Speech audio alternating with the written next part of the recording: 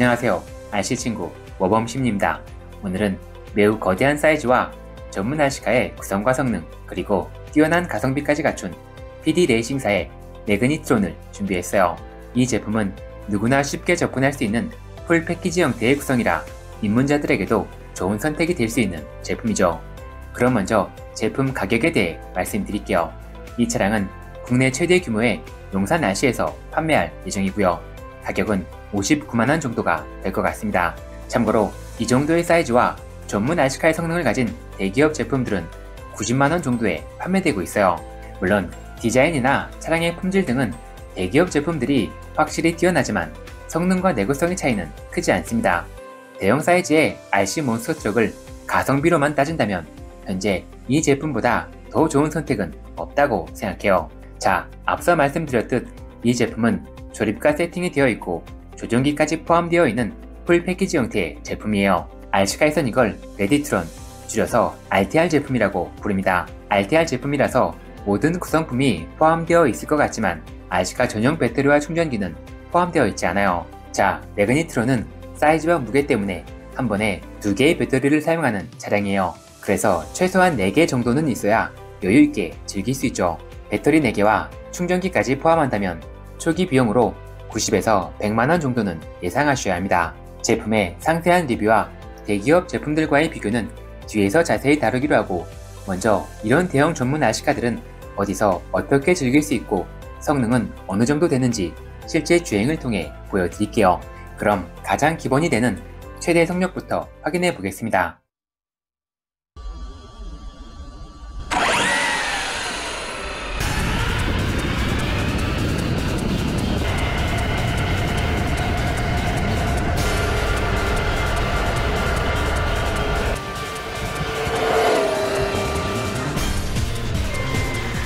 순정 상태에서 이 차량이 허용하는 최대 전압의 배터리를 사용했을 때 75km 정도 예상하시면 됩니다.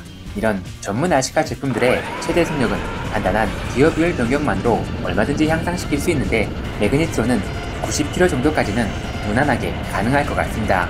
자, 어쨌든 기본 최대 속력이 조금 느리다고 생각하시는 분들도 있을 거예요. 뒤에서 말씀드리겠지만 이 차량은 트럭이 베이스의 차량임에도 감속 기어가 존재하기 때문에 그렇습니다. 자, 매그니트론은 올라운드 장르, 트럭이를 베이스로 만든 차량이라 온로드에서도 재미있게 즐길 수 있지만 메인 콘텐츠는 오프로드라고 할 수 있죠.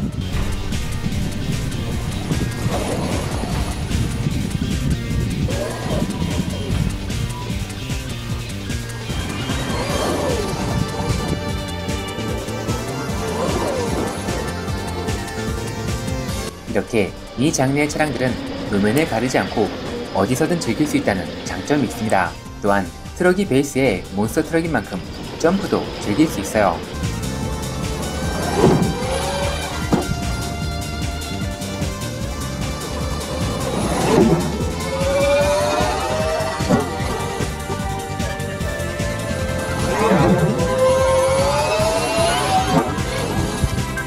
자, 매그니트론은 아르마 제품들처럼 아주 높이 뛰는 고공 점프는 피하는 게 좋습니다. 이 차량으론 점프에 감각을 익히는 이 정도의 점프까지만 즐기는 걸 추천드릴게요. 이것도 뒤에서 자세히 말씀드리겠지만 차량의 구조상 고공 점프로 받는 충격은 감당하기 어려울 것 같더라고요. 그리고 이 차량으로 점프까지 생각하고 있다면 바디를 조금 커팅해주는 게 좋아요. 착지할 때 바디에 간섭이 발생하는 구조라 커팅 없이 점프를 뛰면 바디에 크랙이 발생할 수도 있거든요. 이번엔 모든 요소가 결합된 오프로드 트랙 주행으로 넘어가 보겠습니다.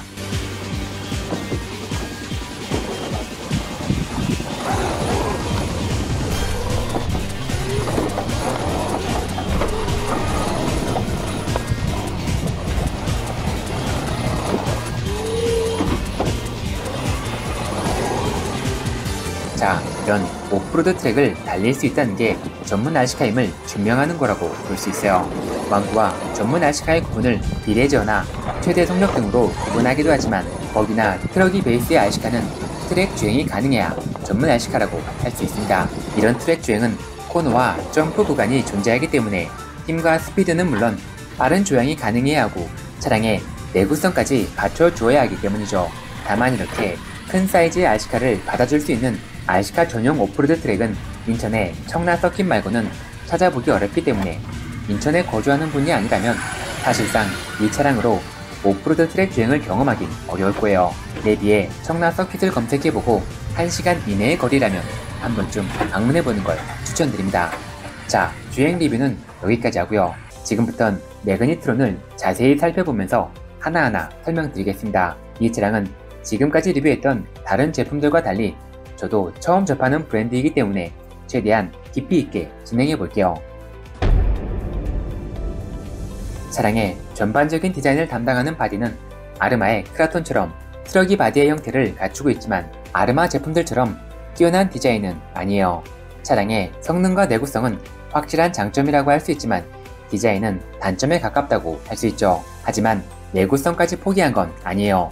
차량 크기와 무게에 맞는 두툼한 두께를 갖추고 있고 바디의 내구성을 증가시켜주는 프로텍터들도 충분히 갖추고 있습니다. 자, 몬스터 트럭의 바디는 어떻게 굴리냐에 따라 다르겠지만 장르에 맞게 즐긴다면 소모품이라고 할 수 있어요. 순정 바디가 마음에 들지 않는다면 조종에 능숙해질 때까지만 연습용으로 사용하시고 나중에 마음에 드는 디자인으로 바꿔주면 됩니다. 휠 타이어는 제법 준수한 디자인과 성능을 갖추고 있습니다. 본딩도 꼼꼼하게 되어 있고 품질도 제법 뛰어나기 때문에 가성비 차량에 포함된 제품이라고 보기 어려울 정도예요. 또한 적당히 옵셋도 들어가 있고 그립력도 좋은 편이라 오프로드에서 뛰어난 성능을 보여줍니다. 사이즈는 요즘 몬스터 트럭에 가장 많이 사용되는 사이즈라 다른 제품에 사용하기에도 나쁘지 않을 것 같네요. 이제 차량의 내부를 살펴보겠습니다. 이 차량은 여러 대기업 제품들의 특징을 하나로 모아놓은 독특한 구조를 갖추고 있어요.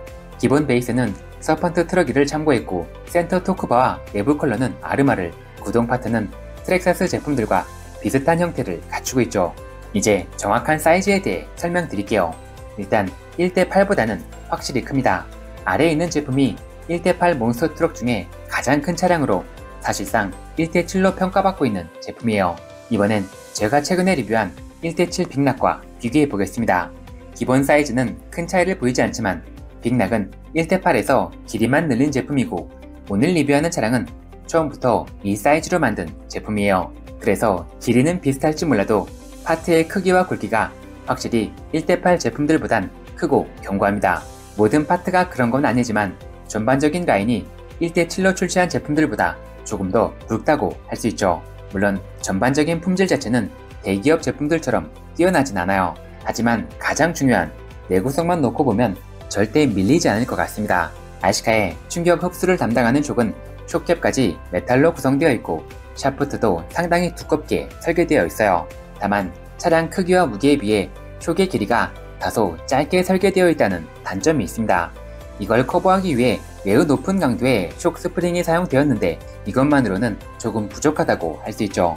오프로드 주행이나 트랙 주행에서 문제가 발생하진 않겠지만 대기업 제품들처럼 고공점프나 화려한 스턴트는 어려울 것 같네요. 촉 타워의 소재는 메탈이 아닌 플라스틱으로 구성되어 있고요. 기어박스와 일체형으로 설계되어 있습니다. 이보다 더 큰 몬스터 트럭도 촉 타워는 플라스틱으로 구성하는 경우가 많기 때문에 소재 자체가 단점이라고 할 순 없지만 일체형 구조라는 점 때문에 정비는 조금 까다로운 편이에요. 촉과 함께 충격 흡수를 담당하고 차량을 지지해주는 암대 파트와 구동을 담당하는 드라이브 샤프트 등은 사이즈에 맞게 견고하게 설계되어 있습니다. 자, 보통 이 정도 사이즈의 차량까지는 3mm 볼트가 많이 사용되는데 이 차량은 차량을 구성하는 대부분의 볼트가 4mm로 구성되어 있어요. 그래서 2mm보단 2.5mm 공구가 메인으로 사용되죠. 이것도 매그니트론의 장점이라고 할 수 있지만 볼트의 길이가 너무 긴 것들이 많아 전동 공구 없이는 정비가 조금 힘들다는 단점도 있습니다. 이제 프론트를 완전히 분해해 조향 파트와 디퍼런셜 파트도 살펴볼게요. 조향 파트는 저도 처음 보는 구조라서 뭐라 말씀드리기는 어렵지만 메탈 파트로 든든하게 구성되어 있으니 문제 없을 것 같습니다. 이건 제가 조금 더 굴려보고 다시 한번 말씀드릴게요. 디퍼런셜 파트는 아르마의 1대10 제품들과 비슷하게 설계되어 있는데 기어의 모양이나 크기는 트렉사스 제품과 비슷하게 보였습니다. 이 파트는 동력 전달이 이루어지는 매우 중요한 파트라 꼼꼼하게 살펴보았어요. 플라스틱 파트의 품질은 다소 투박하긴 하지만 메탈 파트의 품질은 대기업 제품들과 큰 차이를 느끼지 못했습니다. 이 파트는 정교함과 내구성을 요구하는 파트인데 어느 것 하나 부족하지 않았어요. 이제 전자 파트들이 장착되어 있는 센터 파트를 살펴보겠습니다. 센터는 앞서 말씀드렸듯 프로키스로 유명한 서펀트 제품들과 유사한 형태로 구성되어 있습니다. 이 구조는 좌우 무게 밸런스가 뛰어나다는 장점을 갖추고 있지만 요즘 제품들과 다르게 단일 배터리 사용은 어렵다는 단점이 있어요. 메인 모터는 4074 사이즈의 2100kV 스펙을 갖춘 제품이 장착되어 있습니다. 원래는 1대8 사이즈의 제품까지 사용되던 모터인데 요즘은 1대7 제품에도 사용되죠. 사실 이 모터의 사이즈는 1대8 이상의 사이즈에선 조금 부족한 스펙이라고 할 수 있어요. 하지만 매그니트로는 다른 1대8 버기형 몬스터들과 달리 토크를 증가시켜주는 감속 기어가 포함된 구조라 이 사이즈의 모터로도 충분하다고 할 수 있습니다. 이제 감속 기어가 포함되어 있는 센터 기어 박스도 열어볼게요. 자, 이렇게 매그니트로는 토크를 증가시켜주는 감속 기어들이 센터에 장착되어 있습니다. 개인적으로 몬스터 트럭이라면 1대8 사이즈부턴 감속 기어들이 꼭 필요하다고 생각해요. 처음부터 몬스터 트럭으로 나온 제품들은 대부분 이 감속 기어들이 존재하는데 요즘 유행하는 버기형 몬스터 차량들은 이 감속 기어가 없습니다.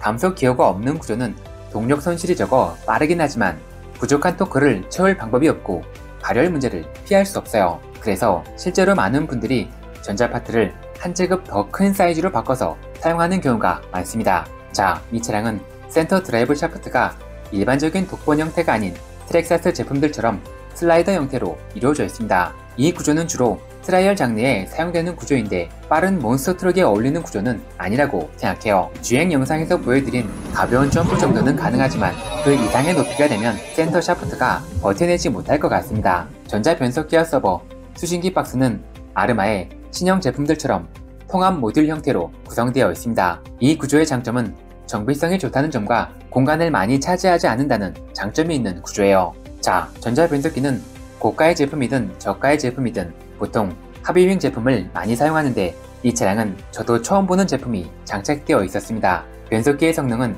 주행을 통해서 확인했지만 내구성이나 안정성은 아직 검증 단계라고 할 수 있죠. 참고로 변속기 커넥터는 아르마 제품들처럼 25로 이루어져 있습니다. 조향을 담당하는 전자 서버 모터도 처음 보는 제품이었는데 체감되는 성능은 보통의 RTR 제품들과 다르지 않게 느껴졌습니다. 다른 제품들처럼 이 차량도 서버 모터가 1순위 업그레이드 파트가 될 것 같네요. 배터리 트레이는 4셀 배터리도 충분히 장착 가능할 만큼 여유있는 사이즈를 갖추고 있고요.